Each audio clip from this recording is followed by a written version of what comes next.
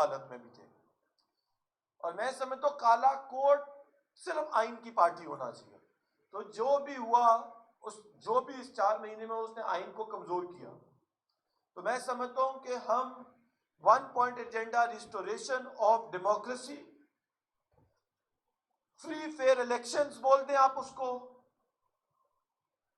उसके लिए, या सिविल सुप्रीमेसी बोलें। और इसमें कोई शक नहीं है, आप सारे वकील, हमारी हिस्ट्री रही है कि अगर अवाम भी आमरीत के साथ खड़ी होगी, हम इधर खड़े होते थे। अगर फौजी कोर्ट्स या किसी मार्शल लॉ के साथ गए तो वकीलों ने अपनी पोजीशनिंग सही रखी। और लॉयर्स मूवमेंट की, यंग लॉयर्स, तो जो मेरी एज ग्रुप है वो तो लॉयर बना ही लॉयर्स मूवमेंट देख के था। तो लिहाजा मैं समझता हूं कि अब टाइम आ गया है कि हम दोबारा वो एनर्जी, वो हिम्मत, वो ना डर तरीके से, जिस तरह हम हमारे सीनियर्स शोएब शाहीन साहब जैसे लोग, मुश्ताक चौधरी मुश्ताक साहब जैसे लोग जो लॉयर्स मूवमेंट में निकले थे, अब टाइम आए हम दोबारा हम निकले। आइन को इमरान खान ना डिफेंड करे, उससे पहले हम करें। लॉयर्स मूवमेंट में पहले लॉयर्स थे, पिछली सफ में इमरान खान था।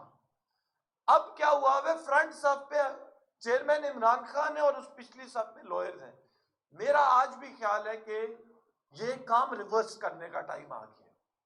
देखिए, फ्री फेयर इलेक्शन में सलीम भाई आप किसी और को वोट दे दें,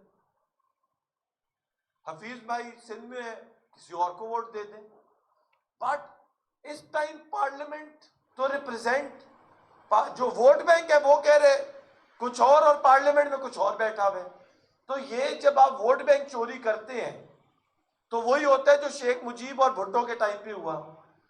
एक्सट्रीमिस्ट किस्म की पॉलिटिकल पोलराइजेशन होती है, तो बात उधर जा रही है। तो मैं समझता था कि हम लॉयर्स मिलके बैठ के एक वकला महाज बनाएं और एक आजाद वकला महाज बनाएं, ठीक है, और वो एक एजेंडा हो, फ्री फेयर इलेक्शन।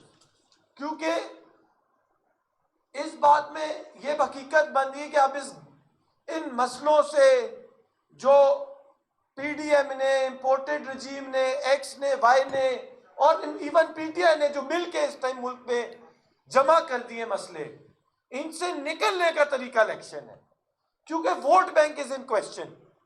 और मैं समझता हूं हम लॉयर्स का इसमें रोल है, बार्स का एक रोल है।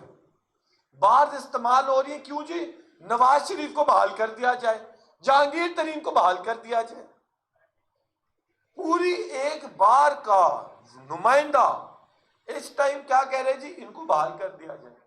तो मैं समझता हूं बार्स इससे बालातर थी। Bars are not political parties.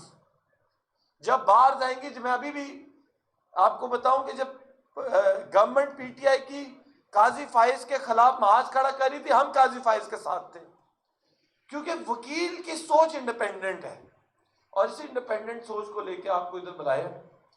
बाकी मैं चाहूंगा आप सारे भी इसी इश्यू पे, इन्हीं टॉपिक्स पे सब आए, एक एक 2 मिनट समराइज फॉर्म में बयान करें। और आखिर में मैं चाहूंगा before closing, sir Shoaib Shaheen साहब, आप सबसे senior representative, high court bar Islamabad के रिप्रेजेंटेटिव भी बैठे हुए, मैं चाहूंगा आपने बड़ा एक रोल प्ले किया है पिछले 4 महीने में। आप कई टॉक शो में मैं देखता था, जियो पे तो सिर्फ आपकी एक आवाज होती थी जो हक की बात करती थी। तो मैं चाहूंगा एंड में आप आए, शहजाद जाफरी साहब, आप और लॉ मिनिस्टर साहब भी बैठे हुए हैं, तमाम बार्स के सदूर बैठे हुए, आप सबको दोबारा मैं वेलकम करता हूं। और मैं चाहूंगा सारे एक 2 मिनट अपनी राय रखें और इख्तलाफ में राय भी रखें। आप कोई ऑल्टरनेटिव सोचते हैं, सोचें। हुंदल साहब बड़े जज्बाती, रहीम यार खान के हमारे सदर हैं, आप कुछ और सोचते हैं, आप अपनी आजादी राय रखें। और मैं चाहता हूं जो बार एसोसिएशन के प्रेसिडेंट्स हैं, हम उनसे पहले उनकी एक राय लें सारे पे, और आप सारे अपनी खुल के इसमें जो एक आज एजेंडा, इस एजेंडे पे अपनी बात करें। और दूसरी लास्ट बात, शायद मौका ना मिले दोबारा आने का, अगर मिला तो कर लूंगा। 21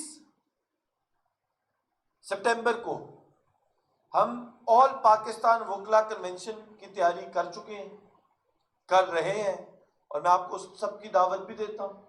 मैं चाहता हूँ पूरे पाकिस्तान से लोग आए और इंशाल्लाह आपको मेंबर्स पंजाब बार काउंसिल बैठे में ये होस्ट करेंगे इंशाल्लाह। और मैं समझता हूँ कि इंशाल्लाह लोग इफ्तिखार चौधरी की मूवमेंट की गैदरिंग्स उस दिन भूल जाएंगे, क्योंकि इंशाल्लाह पाकिस्तान की सबसे all time 70 years biggest lawyers gathering होगी इंशाल्लाह। तो मैं उसकी भी आपको दावत देता हूँ इधर इसी फोरम पे। शुक्रिया,